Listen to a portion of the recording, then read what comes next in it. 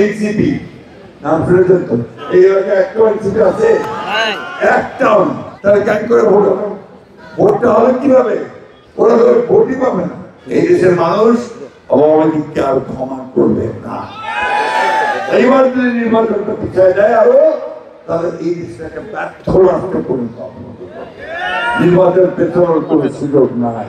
এই সিস্টেমটাই ব্যবস্থাটা আমরা পরিচিত না। আমরা বলছি যে আমরা গ্রহণ করবো না, পরে পার্লামেন্টে আলোচনা করে জনগণকে শিক্ষিত করে তারপরে দেখা যাবে না। জামাতে ইসলাম বলতেছে ওটাই করিবা হবে, ওটা না করলে নাকি ভোট হবে না। ভাই ভোটটা তো ভয় পাচ্ছ কেন? কারণ তুমি জানো যে ভোট হলে তোমার অস্তিত্ব থাকবে না।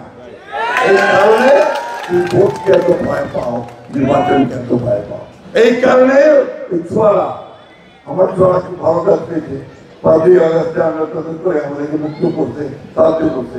যারা উমরাও দল করছে জানেন তো? এনসিপি নাম শুনেছেন তো? আছে এনসিপি একটাও? এই এলাকায় একটা এনসিপি আছে? একটাও না। তাহলে কেন করে ভোট হবে? ভোটটা হবে কিভাবে? ওরা তো ভোটই পাবে না। ওই জন্য ওরা ওই উমার সাথে শুনলে কথা যে না পিয়ার আগত দিবা হবে, সনদ করিবা হবে।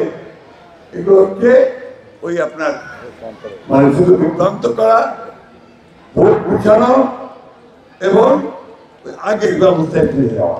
আমরা যেগুলো আমরা একমত হয়েছি, বিএনপি শুধু সেগুলোর পক্ষেই থাকবে, অন্য কোনো কিছু বিএনপি দায় নেবে না, সে দায় সরকারকে নিতে হবে। অন্তর্বর্তী সরকারের একজন অ্যাডভাইজার রিজওয়ান আহমেদ, সে বলছে আপনারা নিশ্চয় করছেন যে কয়েকদিন আগে ওই যে সনদ আমরা এই সরকারকে খুব পরিষ্কার করে বলে দিতে চাই যে দীর্ঘ 9 মাস আপনি যে সংস্কারের নাম করে সব রাজনৈতিক দলগুলোর কথাবার্তা বললেন এবং একটা একমত হলেন অনেকগুলো বিষয়ে, সেই একমত হওয়ার বিষয়ের বাইরে আপনি কোনো কিছু যদি গায়েব করে এই দেশের মানুষকে চাপাই দিতে চান, তাহলে সব দায় দায়িত্ব আপনার নিজে মানুষটা গ্রহণ করবে না। আর এইবার যদি নির্বাচনটা পিছিয়ে যায় আরো, তাহলে এই দেশটাকে ব্যর্থ রাষ্ট্র পরিণত হবে। নির্বাচন পেছানোর কোনো সুযোগ নাই।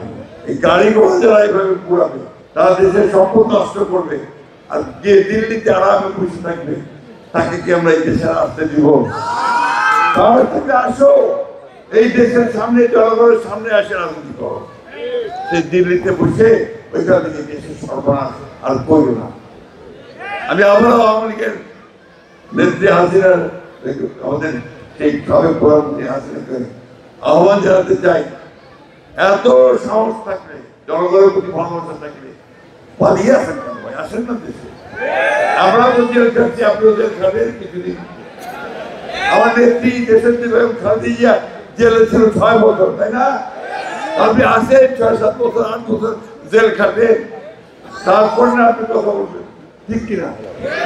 বন্ধুগণ, এই যে আপনার আজকে উনি একটা সন্ত্রাসী এবং সন্ত্রাসী উনি টিকে থাকতে চান, এই দেশের মানুষ অবাধিককে আর ক্ষমা করবে না।